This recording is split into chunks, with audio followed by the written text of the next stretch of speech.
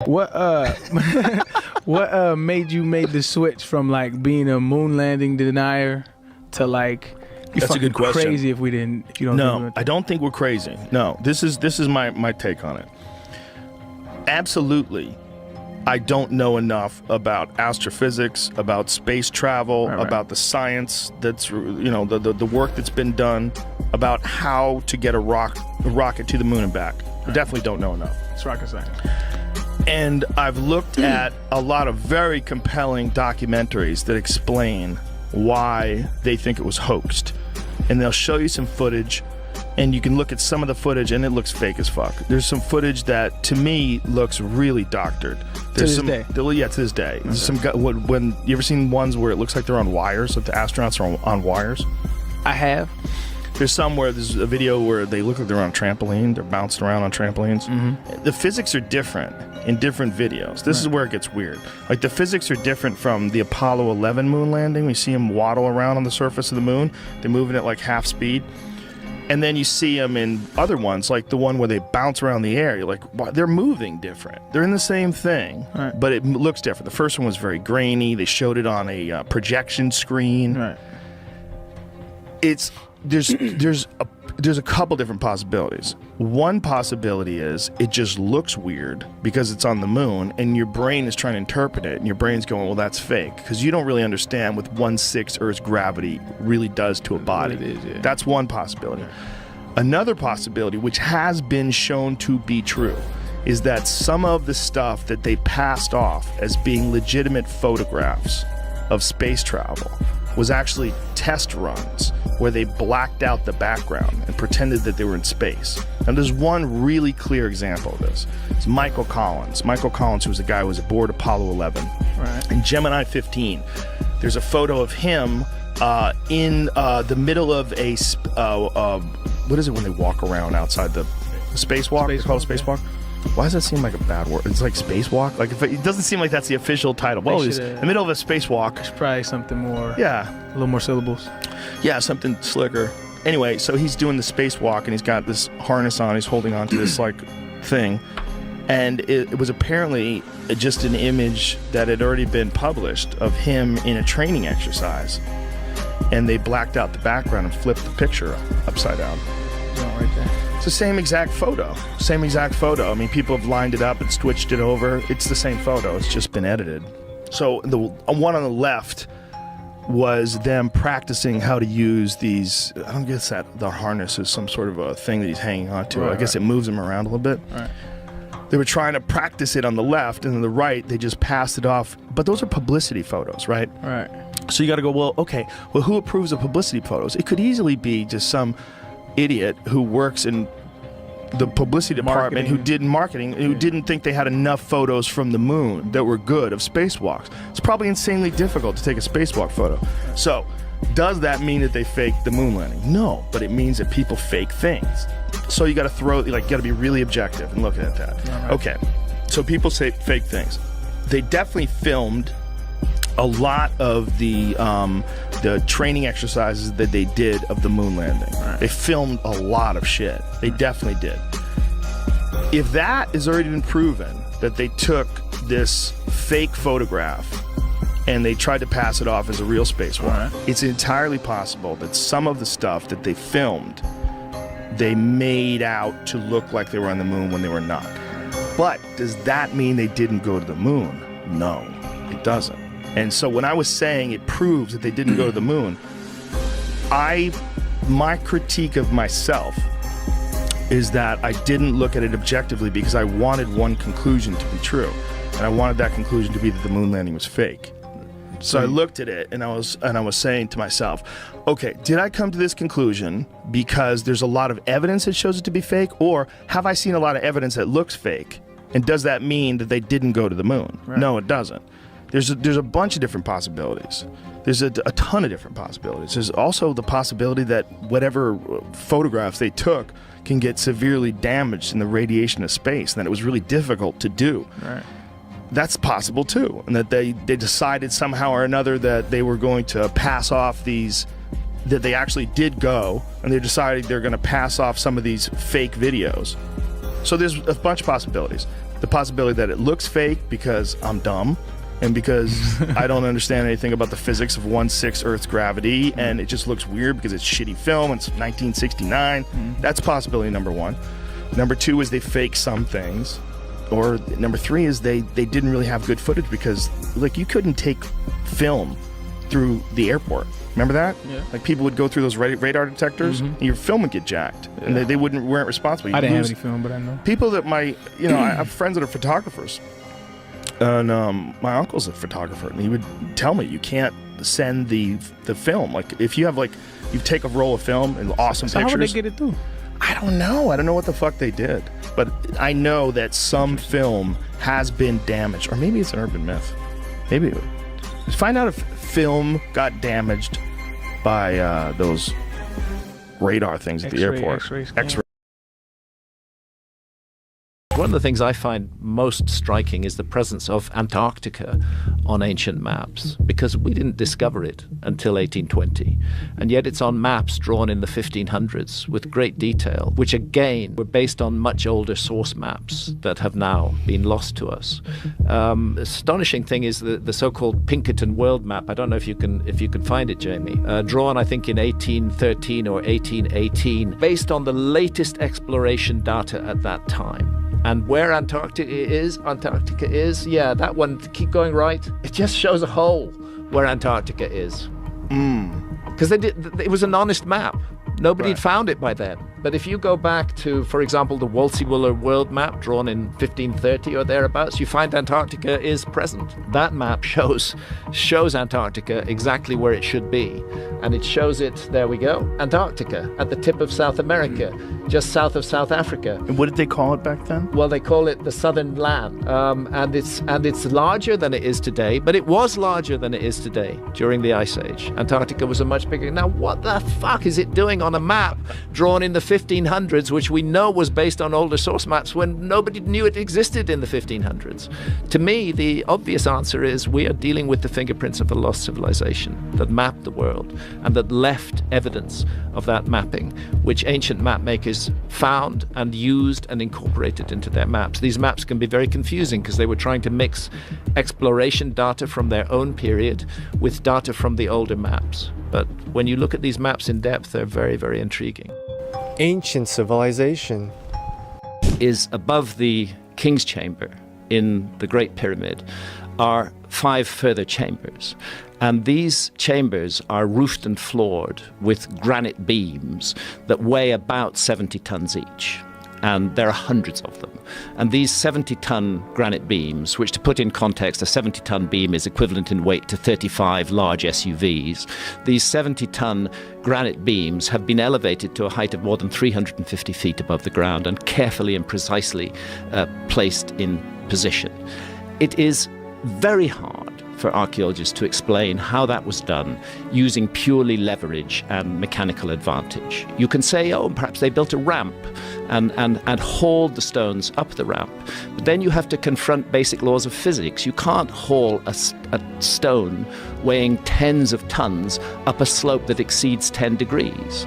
Then you start doing the calculation. How long a ramp do I need with a 10-degree slope to get to 350 feet above the ground? And the answer is you need a fucking long ramp, which should still be there, because it couldn't have been a sand ramp. It would have collapsed under the weight of those stones. It had to be as massive as the pyramid itself. So this begins to seem like an absurd idea, the idea that is foisted on us by archaeology. Maybe the idea that they regard as absurd, namely that psychic powers were cultivated by ancient civilizations, that they could use powers of the human mind that we have allowed to lapse, maybe that idea deserves further consideration.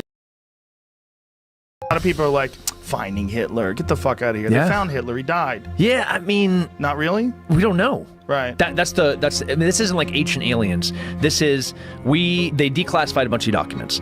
The Israelis, the British, and the Germans and Americans in the past 20 years have been consistently declassifying documents.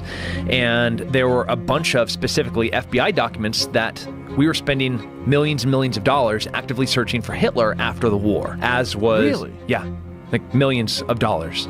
Like Hoover was like, no, send more FBI agents to South America to North Africa, go to the Canary Islands, go to Spain, trying to find out where this guy went. The Russians got the body, and they got his skull.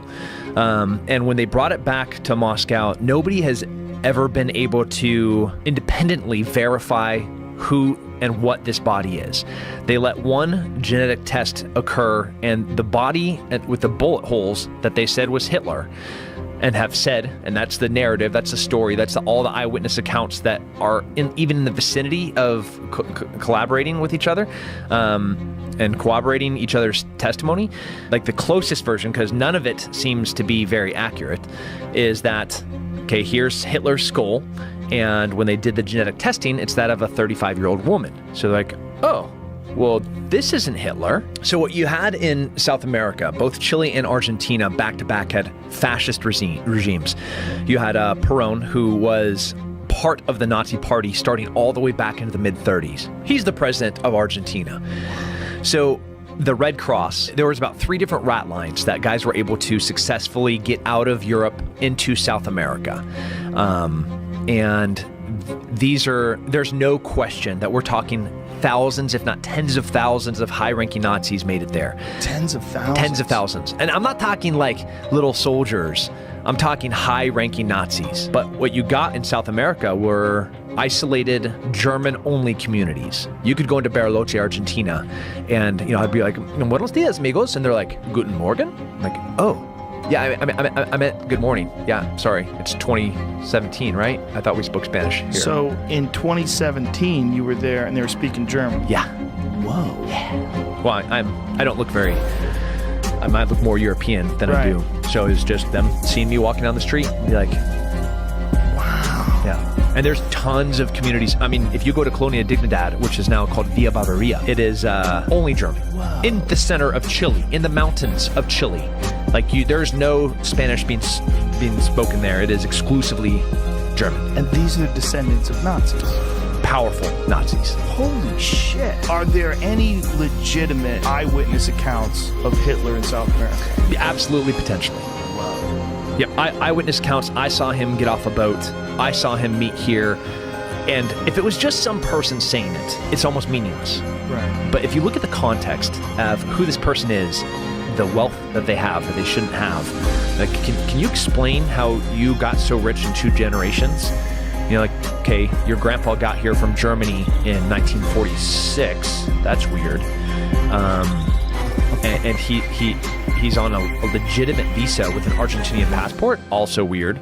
And now he's a war refugee that's now worth millions of dollars. How does this? What about this? What if every time you went to sleep and you woke up, you passed into a nearby and very similar universe, but not quite the same?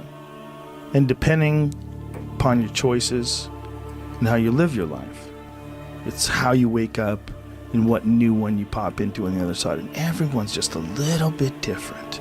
The whole world changes just a little bit each time you make a decision, one way or another. Everything changes when you wake up. You think the world is static because it is when you're awake. You have no fucking idea what's happening while you're asleep. And when you wake up again, you have this foggy recollection of the past. And that's what you're going by. You're going by every morning waking up with a foggy recollection of the past. That's what you're doing. And you're assuming that nothing's changed and everything's static. And while you were asleep for 8 hours, nothing weird happened. You don't know what the fuck you're talking about. You have no idea. You're dreaming. You're having crazy fantasies and shit. Weird stuff is happening. You're fucking mermaids. You're flying through the air on a helicopter. Weird things happen when you're dreaming. What is all that about? Yeah. We don't even know. We have no idea what that is. That soup of possibilities that's fucking swirling around in between your ears while you're snoring up a storm. And then, boom, you wake up. Are you sure those memories are real? Are you sure that this isn't a whole completely new universe you're living in today? Or a simulation. Atlantis has always been the big one. That has been the one that everybody talked about, was this incredibly advanced civilization, and no one can figure out where it is. Right. Or if it was real. I think that Atlantis, because surely that wouldn't have been necessarily the name just through like the change of language, over, let's say 12, 13,000 years ago, which would be the time frame. So like surely there would be several different changes of language, but I think it represented a civilization that was doing great things. They were more global than what many people think would be possible. Atlantis was said to be a kingdom made up of, or an empire, made up of 10 kingdoms. And then there was the lost city of Atlantis, which was the capital, which was said to be made up of concentric circles, 2 of water, 3 of land, and essentially that they were obliterated by a cataclysm, as passed down by Plato, although it's worth mentioning that Plato got the story of Atlantis from Solon, who was his uncle separated by 6 generations. But what most people don't realize is that Solon had traveled to Egypt, and so it's the ancient Egyptians is where that tale comes from, which makes it even more bizarre because I would argue that the most spectacular ancient civilization is the Egyptians. I mean, no disrespect to the Romans. Hard to deny. Right? I mean, let me just say, because I want to, on this podcast, encourage people to travel to Egypt. Joe, you got to go. Yeah, the Richat, R-I-C-H-A-T. It's worth mentioning he's that. Got it already here. Yeah, in the first couple, I just want to say it's Richat. I used to call it Ricot. I was mispronouncing it. But let me ask you this, Joe, real quick. When you saw my video, was that the very first time you had ever seen this thing before? Yeah. That's the thing. So many. When I first saw this, I was like, what the fuck is that? By the way, you see that white? All those white blemishes? Uh-huh. That's salt. This was under the ocean. And people, let me just say, you mentioned Randall Carlson and Graham Hancock. I love them. And I know for sure that they don't particularly think this is the site for a few different reasons. So let me say there's absolute doubt. Even I am not 100% certain. I'm not even 100% certain Atlantis existed. What I am certain is that humans were doing spectacular things in a cataclysmic event happened called the Younger Dryas and reset something for somebody. Is there a natural explanation for this formation? Yes. So let me say that it is considered to be mysterious. They're not 100% certain of it. However, the consensus is that it was a volcanic dome that had risen and collapsed multiple times, like 100 million years ago, allegedly. I say allegedly, I'm not necessarily disagreeing with that. I'm just saying I would like to know where sometimes they get these figures from. Like, explain to me why it was 100 million years ago and not 99 or 98, because here we are talking about how crazy things changed in just the last 12, 13,000 years. So when they throw around these numbers, 1 million years in itself is an incredibly long period of time. But getting back to your question, some had originally thought that maybe it was an impact site from an asteroid or perhaps, but there's no evidence for it. Like there's none of the nano. The problem is there's these concentric circles. I've never seen anything. I mean, obviously I'm not an archaeologist, but I've never seen anything like this. If you study structures that are like man-made structures, I've never seen anything like this that humans have. There's a crazy conspiracy theory connected to The Shining and the moon landing. Yeah, I heard about the moon landing. Yeah, it's all about the number on the door is the exact same amount of thousands of miles. It's 237, and it's 237,000 miles away. I heard also, that, by the way, it varies. See, that's the problem with that argument, is that like the distance between the Earth and the moon is not constant. I think it moves a little bit. So I think it goes as far as 265,000 feet out, or miles rather, 265,000 miles out, and it goes to 237. But I think it varies. I think it goes like this. I think it has like an elliptical orbit around the Earth a little bit. Maybe I made that up. Is that true? Yeah, it sounds accurate. Sorry, I was in the middle of reading the 237 stuff. Yeah, I heard it was also possibly about Native Americans, how the hotel was built on an ancient Indian burial ground, and even Shelley Duvall sort of looked Native American. You could hear Native American music playing in the opening credits. I wouldn't be surprised if there's many layers to it. Yeah, he's just a brilliant man. He was a brilliant man. The little kid did have an Apollo 11 sweatshirt on. Yeah, that's true. He did have an Apollo 11. I mean, that's pretty on the nose. I just remember in the back room, in the stock room, there was like a can of a product with a giant. It was like Geronimo's head on there. I'm sure that. Dude, there's so much to that. There's probably many layers. Kubrick is not going to operate on one layer. No, he's probably going to have a bunch of weird shit in there. I mean, look at 2001. What a mind fuck. Oh my god. What a mind fuck. Yeah. Well, there was so much of his work, and he's the guy that the conspiracy theorists, when they get the most crazy, when they really want to dive into who did it, they think it was all Kubrick. That Kubrick literally filmed the fake moon landing, uploaded it to the American TV satellites. If anyone could do it, it'd be him. He'd be the guy I would get to do it. Can you imagine if that was really what happened? I've heard all these years. I remember hearing all the fucking conspiracy theorists about the Illuminati killing him because he made yeah. Well, they were worried he was going to open his fucking mouth. Tell about the moon landing. Oh, no. That's what it was. No, because he made fucking keep his fucking Eyes mouth Wide Shut. That too. That was his last one. They're like, enough. This guy's getting too close. Because I think he died like a week after that movie came out. Of course he did. That's fucked up. That's how they roll. Everyone to hashtag space is fake, because I've been doing research on space being fake. Is that real? That's a real site? Yeah, hashtag space is fake is something I'm investigating for my next hour. Yeah. I'm legitimately looking deep into people flat that Earth, there's flat so much earthers material mock there. them. There's Flat Earth is like, what? Space is fake. What? You dumb You motherfucker. flat Earthers like, flat bro, earthers walk chill. away No, from it's the same thing. Oh, okay. You got it all wrong. You got it all wrong. Well, Eddie, I've got to think this is not very organized. No, what I'm saying is I got to think I couldn't have it all wrong. There's no way. Anybody that thinks the Earth is flat, they totally don't believe what we're taught about what's above us. So when the people sun? say space Wait a is minute. fake, What about the sun? They mean all the information we're getting. You're lying about that shit. That it's not that it doesn't exist. Of course it exists. We see it. Right, of course. But space is fake sounds ridiculous. Like There's something we're up looking there. at it and it's fake. That's ridiculous. That's just not what the it means. It Truman means Show. that all the information we got about all We're those off. lights in the sky. Yeah, something else? They're lying NASA's to lying? us. They're lying to us. Why would NASA lie? And there's a reason, and why I can sit wouldn't here they, and tell you, Brian? but you guys don't want to hear it. Hold on. Couldn't they? So I don't want to talk Can you give about us the cliff notes? it. The cliff notes are man. Have you studied any kind of a? He doesn't need to, from- B. Let's hear just a few of it. The goal has always been for the most powerful emperors is a one world government. They always wanted a one world government. All the Roman emperors, they try to figure out, they try to do different combinations. How about and they would fall, and a new emperor would come and go, you know what? I'm going to fucking rule World the world domination, in other words. Aztecs. I'm not going to let my soldiers get married. That way we'll have a stronger army. They have different philosophies. Everyone believed different shit. But they all wanted a one world government. There's no way to have a fucking one world government. Nobody's into that shit. Right. Not even other rulers from small countries are like, one world government, that's going to put me out of a job. Fuck your one world government. People that don't know shit about politics don't want a one world government. There's no way you're going to sell a one world government. It's impossible. The only way to make a one world government work is to have the people embrace it. They have to want it because nobody wants it.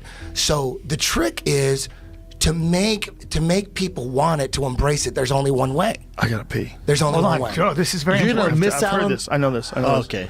I don't know The that. only way, and they've known this forever. The Vatican knew this. The Vatican, the Pope wanted to rule the world. They all knew it, but they couldn't do it.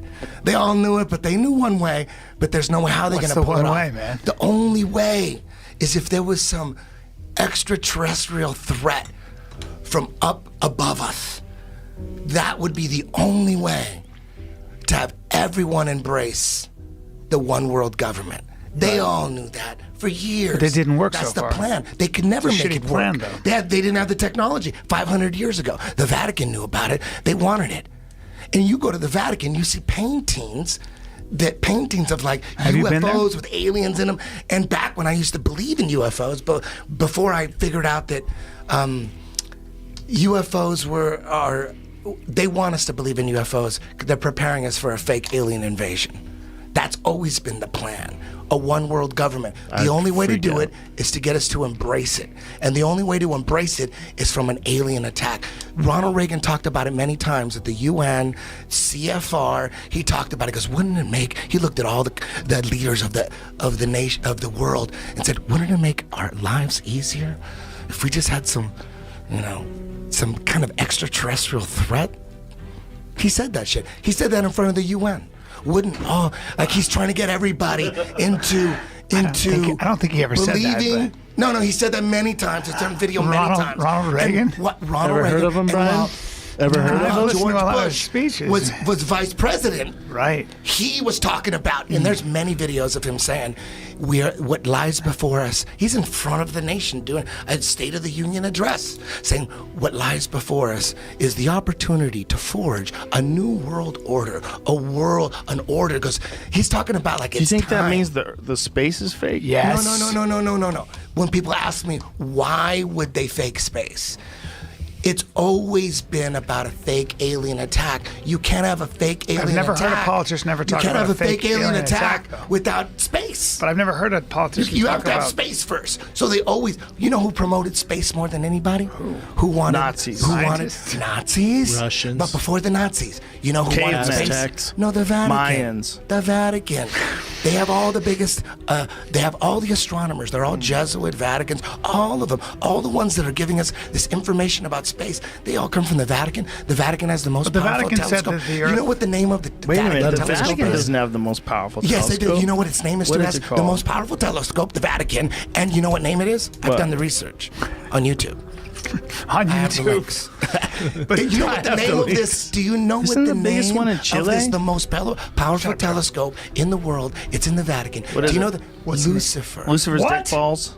Lucifer? Lucifer's dick and balls? I've never seen this fucking telescope. Yeah, it's legit, dude. I think the biggest one's in Chile. I think they have to be in high It's in altitude. the Vatican. Yeah, I don't think it's in No, the Vatican. You guys didn't. So when people ask me why would they fake all this shit? Well, I don't think They- that's they- the biggest this telescope, This Eddie. is just a crazy theory. I'm just. It certainly is. We're Now, talking I've a never theory. heard- Here's the It's funny. thing, these it's a funny theory. But Eddie, these new Chile Very Large Array telescopes that they're creating are fucking gigantic, and they This take guy's over no- enormous Hey, pieces listen, of land. Listen, I was with you. Google I the was with Very you. Large Listen, I was with Array. you. It's called the Very Large Telescope. I watched the documentary with you at your house. It was like 2001, and Yeah, I they said in think- 5 years Yeah. there's a documentary about them putting together the Very Large Telescope in Chile, and they're talking about by the year 2005 we're gonna have 3 telescopes linked with a computer to make us. We're gonna see further into space than ever before. None of that shit came. What are you talking about? None I of think- that shit came. I feel like we're at this cusp of something very strange happening. Like we're in the middle of it right now, but we're at the cusp of something very strange, where all it would take is one massive world event, one map to completely remap how we view each other and how we view things. It's very disconcerting to me. I mean, it feels like without that one big world event, we're not that far away from that right now. I mean, Right. there are parallel universes right now that exist on things that you would have thought everyone can accept as a basic fact. Like what? You know, I mean, Syria. Yeah. You know, the white helmets. There are some fairly serious people saying the white helmets are, you know, some kind of media front for Al Qaeda or Al Nusra. Would you explain the white helmets for people? So when there's a bombing and a building collapses, they go in and drag people out and get them medical attention as quick as possible. And people think that they're somehow or another involved in it. They're a front. Yeah, and the footage is faked in order to drum up sympathy for the rebel-held areas. I mean, I've heard, you know, serious people say that. Serious people? Yeah, not loons on Facebook. I've heard, you know, Like journalists or yeah. I mean, Seymour Hersh, I think, has walked it back a little bit since, but he said that in the early days. Why do you think he believed it? I read a really interesting article about him just a few days ago. Where was it? I forget what it was. It was, you know, the not expose, but a really good look at him. And I think he's just spent his career believing rightly that the government lies about all kinds of things, and that's got him into a point where he thinks, well, they always lie, no matter what. It's happened to a lot of journalists. Robert Fisk, Seymour Hersh, Martha Gellhorn, I mean, one of my favourite war correspondents of all time. I reread some of her stuff recently, and the first batch of war reporting she did, I think, is the best war reporting I've ever read. Spanish Civil War, Vietnam, and then she spent 25 years writing novels, and then later on wrote about, I believe it was the Yom Kippur War, and was denying that massacres had happened and saying, you know, oh, Arabs lie, they always lie, there was no massacre. And we now know there was a massacre, or there were massacres in the aftermath of these wars. So I don't know what happens. I mean, maybe if you just do this for too long, you just become so cynical that you're open to these things. But I'm amazed that Seymour Hersh is open to that idea. When the very people that are calling it, the very people that have boots on the ground and that are in these war zones and calling these things, when they become cynical and they become jaded, that's when it gets really, really sketchy. And we rely so heavily on people like you. Like I'm not going over there. Yeah. You know, Jamie's not going over there. Look at him. You know what I'm saying? I mean, and you wouldn't be able to really get, like, I know people that have gone to Venezuela and they come back and they go, I don't know what the fuck is going on over there. I don't know who to believe. I don't understand it. Venezuela is a very strange one. And I get messages all the time. And, you know, I've had Abby Martin who goes over there and she has one take on it. And I have other people that I talk to that have a different take on it. And I do not know. I don't know who to believe. And I think you'd have to go over there and you'd have to spend a lot of time to try to figure this out. And it would have to be the entire focus of your life to really try to parse it out. I think that's true of a lot of conflicts. I mean, you know, one of the drawbacks of doing what I do is I'm covering 7 or 8 things at once. So I feel like I'm not expert enough in even Afghanistan, where I've covered that more than any other. But Venezuela is an interesting one because there's such a left-right divide on that. And if you support the opposition, then you find yourself alongside John Bolton and Donald Trump, which means that a lot of people are going to automatically attack you. Right. Right. Automatically. Yeah. Even if it's correct. And I think it's, you know, we can say without a doubt that Maduro has destroyed the economy there. Maduro has imprisoned, beaten, killed journalists. There is a movement there that do want genuine elections. But some people will say, well, just because George Bush in another area or John Bolton in this era support the opposition, therefore the opposition must be illegitimate and the information coming out must be false. And I wish people did rely on people who actually went there, but it doesn't feel like that. It feels like they rely on the guy behind the glass desk on the news with the loud opinion, rather than the people who are actually there. Well, we still have this idea in our head that the person who's reading the news is the authority. You know, that Don Lemon has the inside scoop, or whoever it is, you know. And I think it used to be that those guys would spend 20 or 30 years traveling, and then they'd get the cushy job behind the glass desk in the studio. Now it seems like you can go straight to the cushy job behind the glass desk. You know? Well, we just need someone who's relatable, who can read a teleprompter, you know, who fits the profile that they're looking for, whether it's Fox News or CNN, you know. And also the information is there. You know, there are fantastic documentaries, articles being written about all of these conflicts. Right. People aren't reading them. Well, with something like Venezuela, the real problem is you have two sides. You have two different versions of what's happening, and it's if you're not educated in that country and you don't understand their politics, it's very difficult to figure out who's telling the truth. Yeah, same with Syria. Yeah.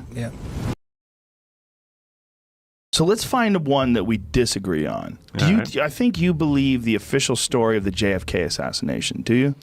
More or less, yes. More or less. Yeah. My belief, and this changes over time, I think that Lee Harvey Oswald was in on it. I think he was a part of it, but I think there were multiple people that were in on it.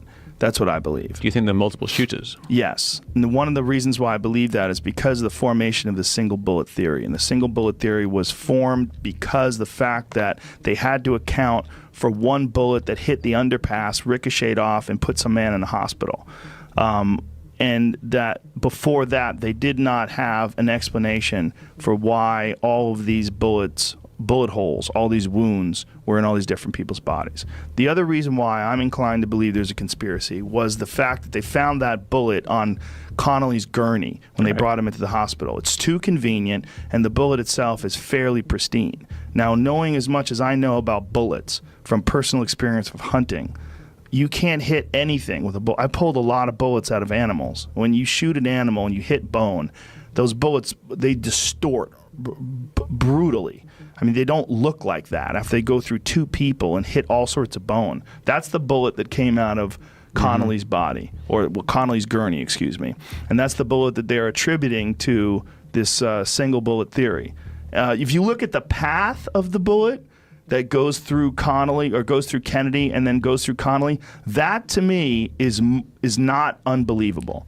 It's not unbelievable. That one is. But you got to look at the other one. But even that one, see what I'm saying? Even that one is not unbelievable. It is believable to me because I know that bullets do strange things when they hit things. Right, but you got to combine that with the fact that the bullet came out fairly pristine, which means it didn't actually go through a kind of a bouncy path like that. Right. It went through a straight path. This diagram is from a conspiracy theorist book. Essentially. Yes. But the thing there are is, other diagrams that will show the actual path with him. Like, they've got their butts there on the same level, and you know that Kennedy was actually sitting above elevated. Connolly. Yes. So see if we can find one that has the actual seating arrangement or more accurate seating. Well, the one right there with the red line in the right-hand side, the one on the right-hand side, that's a more accurate. From above, yeah. Yeah, from above. Yeah. There's also the fact that there was particles.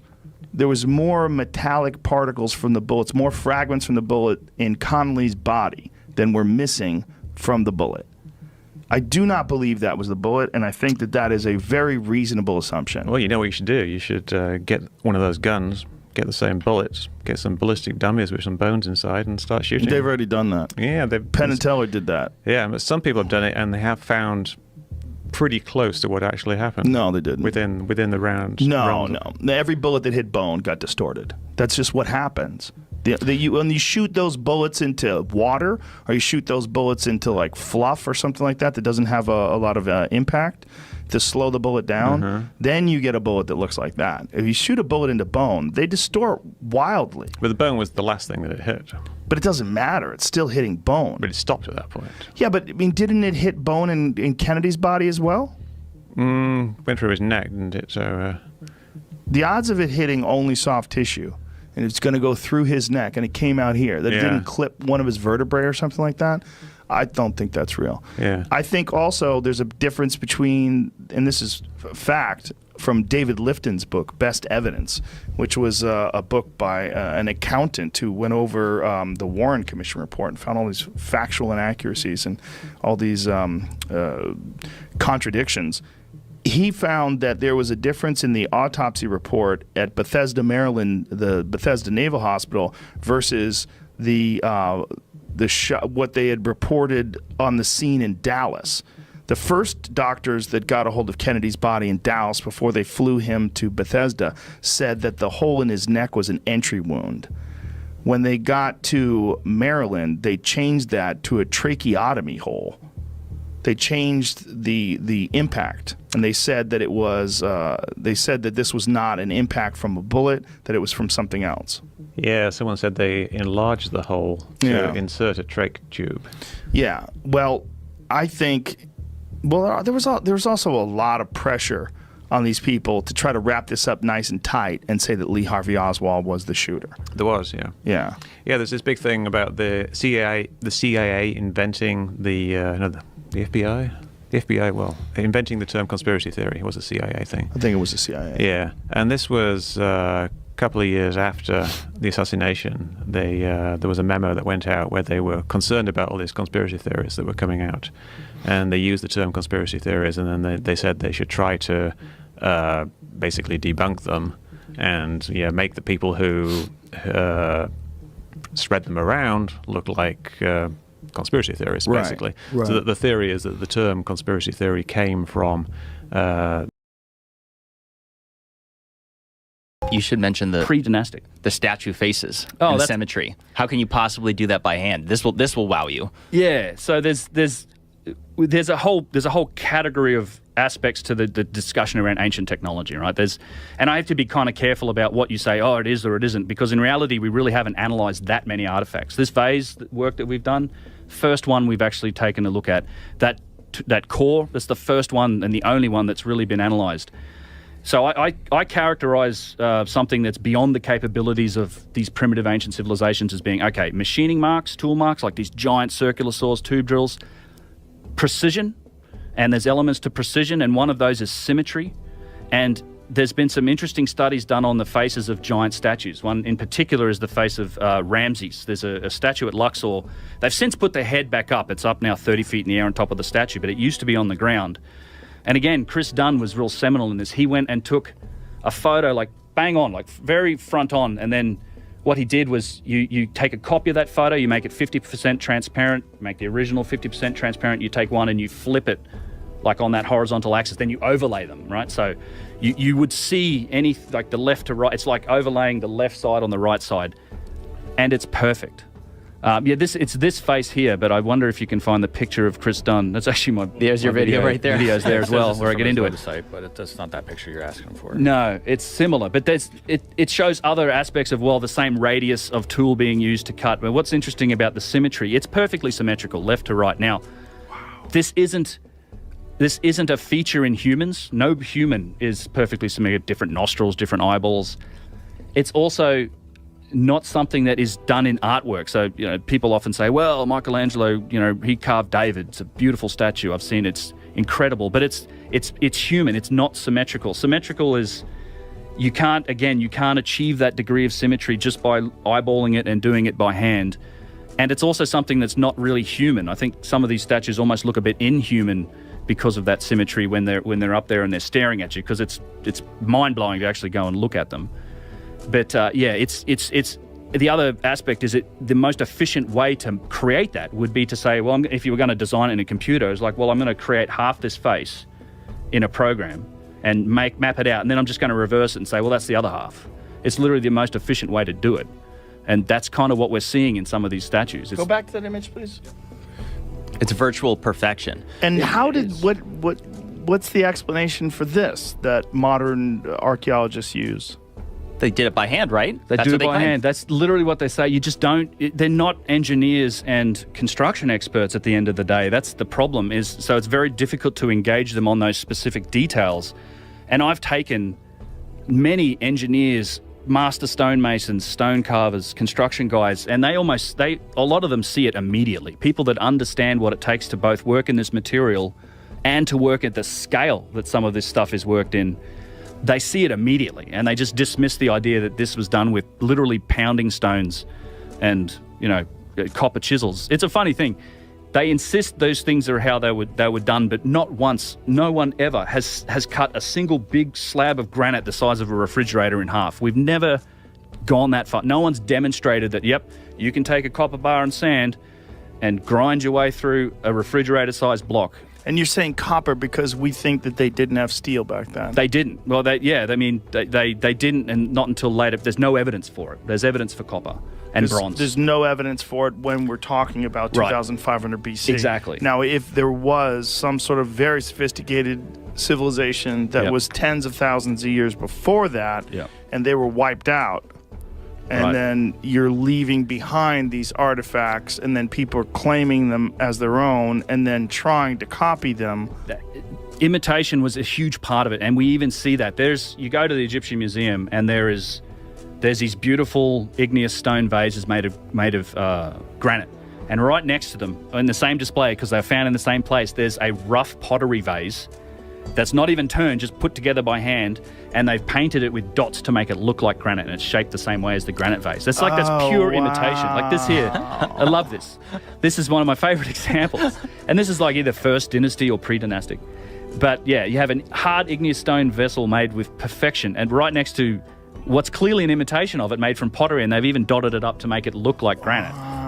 All the most sophisticated artifacts, pyramids, everything are all the oldest. It gets worse as it goes on, and that's not supposed to make sense. And when last time I was on with you, Joe, I was trying to articulate a point, which was that there was, a middle kingdom, there was the first kingdom, there was and there was these periods of revolt and revolution and missing history within Egypt, and there's 3 different kingdoms, and one of which was 126 years of lost history, another was over 200 years. And the one point to mention about that is that means that whoever took over and reestablished themselves, there's now no one alive at that period of time that was around prior to whatever it is that reset them, that government or whatever they were. Yeah. So if there's 126 years of lost history, no one is now alive to say what was what before that year one of 126 years. with what just happened with Epstein, people are you can't get away with this stuff anymore. Well, what happened with Epstein, this is what I like about it. Yeah. It was so blatant and so outrageous that people go, hey, maybe they did fucking kill Kennedy. Yeah. Like, yeah. They maybe absolutely they did. did. Maybe and they I was fucking just did. doing shows in Fort Worth, and I was looking at these audiences, and I was going, they'd kill him again. Yeah. They'll kill him again. Give these people a couple of shots of tequila, another shot goes right to Kennedy's head. Well, if there was another one like Kennedy, like Right. let's think if someone took over after Trump and this Yeah. guy was trying to get rid of the NSA and get rid of the CIA, Yeah. and you know, and then there He's was going some at the sort of mafia and industrialists. and there was Yeah. some, and the mafia fucking got him into office in the first place. 100%, So they yeah. were like, "Hey, you fucking piece of shit! Yeah. we're the reason why you're here. We rigged Chicago for you." And so then he has this military blunder, the Bay of Pigs, and so then the military's after him. Everybody's hangry. He says he wants to splinter the CIA Yeah. into 1,000 pieces and give all like peacetime intelligence gathering capability to the military. If we had someone like that, Yeah. some guy like that, and by the way, he was fucking everything that moved too. Yeah, I mean, and he a was different world doing back drugs then. and everything. Woo! You know, he He was was on enjoying meth. himself. He was yeah, on meth. that's crazy. They had a doctor, Dr. Feelgood. That's where the name came from. And they the would fucking go, Motley Crue song. Dr. Feelgood. Dr. Feelgood. Good. And it was Yeah. Kennedy's doctor. Yes. Wow. Yes. That's Yes. when being president was a great job. Well, they all were on it. That's Yeah. how they fucking got the party moving. Yeah, just meth heads. You're busy, man. You Running, got things yeah, to do. It's could- hard. Yeah, it's true. I mean, listen, this is the argument for Trump being on amphetamines right now. Yeah, How the fuck else are you going to run a country? yeah. You have to be a little amped. A little amped up. He's definitely amped. got a little piece of something. But I like seeing him. I like seeing him. You know, when he goes big. What is this? Sidebar: South Dakota today started a new campaign, anti-meth campaign, but it is onmeth.com, and meth, we're on it is the slogan. That Oh they my spent over God. 450 grand. I mean, figuring there's this not out. anybody. What? You spend how much? 450 grand of taxpayer money to figure this out. Oh my God. This is Meth why people addiction. hate the government, because nobody was able to stop this and say, "Hey, this is not the best." This is the dumbest fucking ad campaign I've ever seen in my life. Meth, we're on it. That sounds like a fucking Onion article. It's like a rap song or something. Like a bad rap song. This is so. Doesn't it seem like an Onion article? I love what it says. It goes, South Dakota has a problem. There isn't a single solution because meth is widespread, but we can approach it from different angles so it doesn't take over counties, towns, neighborhoods. Let's work together. Meth, we're on it. God. What's up with that fucking brown water? Turn that back up. Put that back on. How about you fix that fucking toilet water you got your kids swimming around in? Yeah. Look at that water. It's disgusting. Yeah, meth you is got probably more than one problem. Yeah, meth is not even in the top 10 problems in South Dakota. Meth is what you need to get on to fix the other problems in South Dakota. The whole town council's got to Yeah, have some you need to meth. start cleaning. But Epstein, they just charged guards. I mean, this is hilarious. Yes. This is a very funny comic. Nick Mullen on Twitter was like, "Oh yeah, this is the justice we all wanted. The guards." You Well, know? no, here's what's Not good. the- Two prison yeah. guards tasked with watching Jeffrey Epstein on night he killed himself. They should fucking charged with falsifying records. And conspiracy. And conspiracy. Here's why that's good. Somebody paid those guys, and they're going to sing, or they're going to die. Something's going to happen. Either they're going to take those guys. And I think they're it's gonna- a way to satiate the public. I don't think I don't think that Barr, the Attorney General, has any real desire to get to the bottom of what happened. I mean, this is clearly, obviously, sexual blackmail. Epstein was involved with intelligence, whether it's U.S., whether it's Mossad, it's somebody. His island was a honeypot. He had powerful people in compromising positions. He was probably like an access agent where he would give these intel agencies access to insanely powerful people, ex-presidents, people like that. So there, if you don't want to open up that wound because it's never going to stop bleeding, and guys like Barr who are this is a guy that's participated in multiple cover-ups. I don't think he has any really interest in. He's a lifelong government official. You could say deep state, you could say whatever it is, but he's just a career. His job is to protect the interest of these power factions in Washington, these government agencies. There's no way they open this up. And there was no way that they could have had Jeffrey Epstein in open court pointing fingers at maybe prime ministers and presidents. It would tear countries apart. It would be the biggest political scandal in our lifetime. I just can't believe they just murked him like that, though. They didn't just murk him; they murked him twice. Here's what I want to know: when he tried to commit suicide the first time, were the cameras broken then too? Great question. I don't know. How come we never heard that? Well, we didn't see any footage of him. I've never seen any footage of him in his cell. I mean, they haven't released any footage of the cameras ever working, right? I mean, from what I can understand. Did they even comment on it? Remember the first time that he attempted to commit suicide? I think they got it. Yeah, I don't know. That's a good point. I mean, I think they found him. They transferred him. I don't know if they have photographic evidence of him doing that. Google what happened the first time Epstein tried to kill himself. Because that's an interesting thing. And where is it's a very interesting. So do they know for sure? Did they watch the footage and see him tying a rope around his neck? And then they went in and go, next time you got to do it like this. You tie the knot stronger. You take off from the chair. My favorite thing was his cellmate. The cellmate that they gave him. Oh yeah, which is like a cop who gorilla cop from Westchester. Huge skinhead looking dude, Italian guy, coked out, giant muscles, who killed a bunch of fucking people and sold drugs. Just him and Epstein, and they got along. He was like the Hollywood stereotype of the last guy you would want in your fucking cell. Want to be in a cell with. Big Guido, ex-corrupt cop with giant muscles. Yeah. It's monster. And connected to the law. I mean, it's just like, if that's the guy, I mean, that would be the guy that, maybe he's the guy who killed him. Who knows? I mean, he's a giant fucking guy. I mean, guys like that, I'm sure would take a bribe pretty easily, and and those guys don't open their mouths, just for fucking cigarettes. Yeah, why not? Yeah. I mean, he can't open his mouth. He's in jail. Right. They got him locked up, and they go, look. And who knows, and listen, if Tommy, come on. Right, Tommy, do this. Tommy, you're here forever. You like killing people.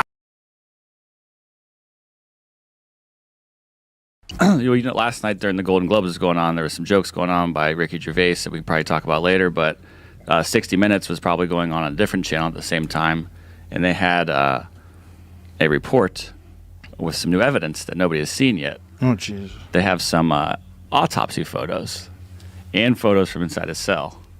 Whoa. Yeah, So Are the photos online? Yeah, I'll get them. Of course they are. Yeah, I didn't know this was just released. I saw this last night, and I saw one of the photos, and it looks real. So I watched the 15 minutes that they put together, which is mostly just about like the incident in the cell and surrounding it.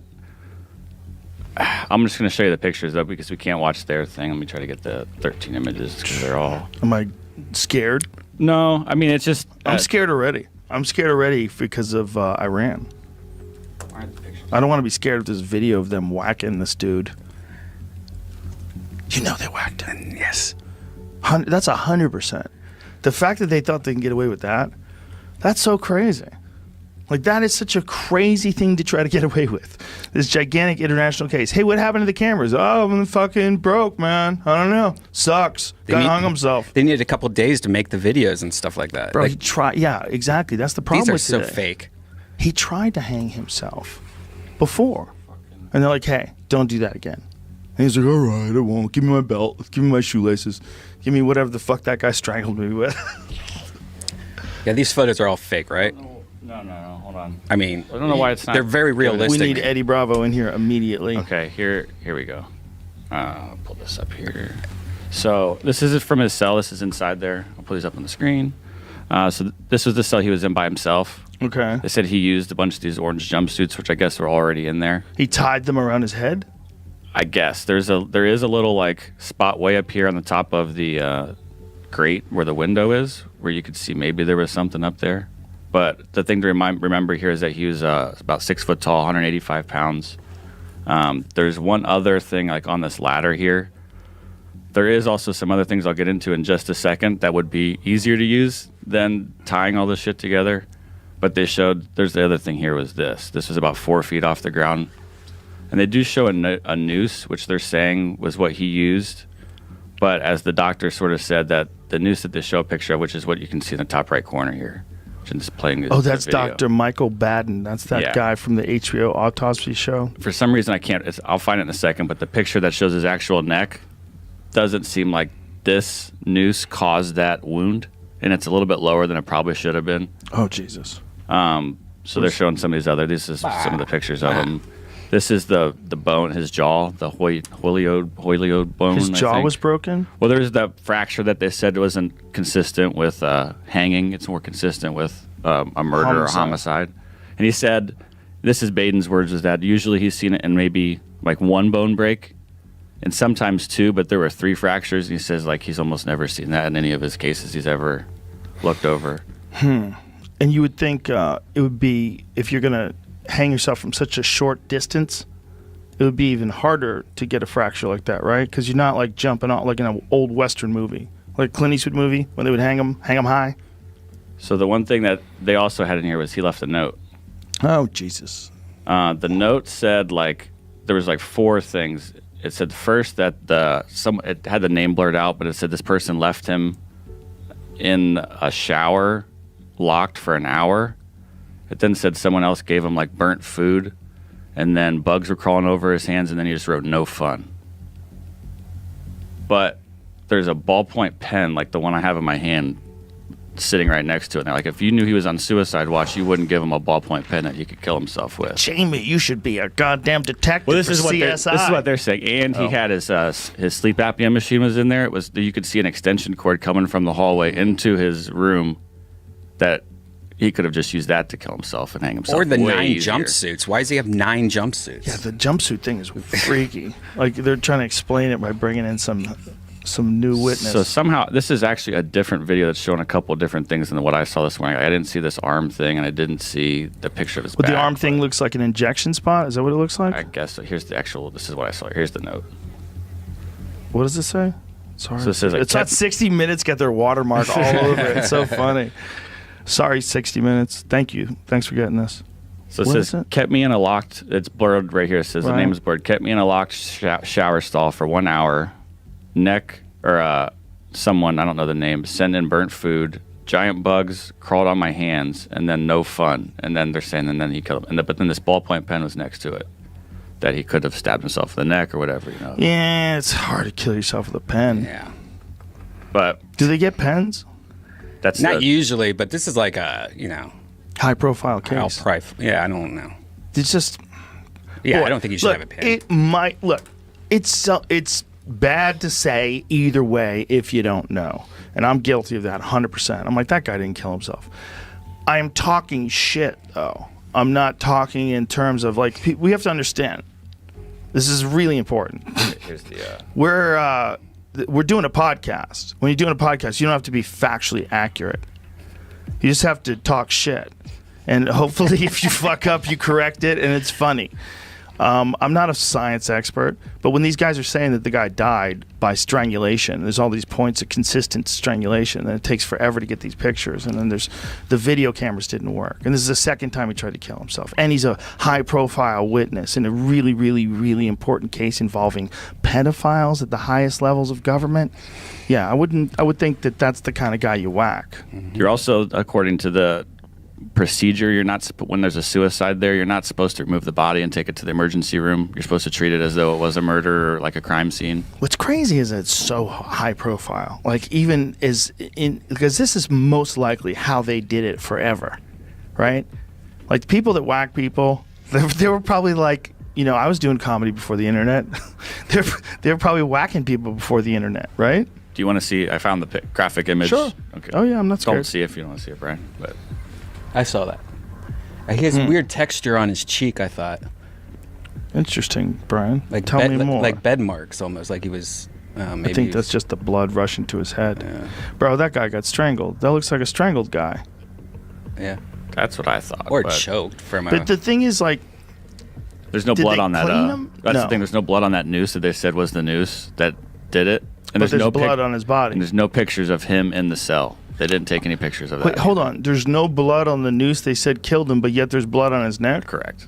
That was pointed out by the Well, that's reporter. insane. In the scene, That's in the thing insane. too, right? That's impossible. No. If did they really do a test of the rope that they supposedly said Just showed a hung picture him? of it, and it looks very clean and picture. unused. And Well, I it don't is know. orange. Right. Maybe the red doesn't show up that clean on orange. Can we look at it again? I think this. I think we should probably look. I want to say for sure they killed him. And the Believe lawyer me. she's talking It's to fun. in the piece is his former cellmate's lawyer, and he's just, no, it's obviously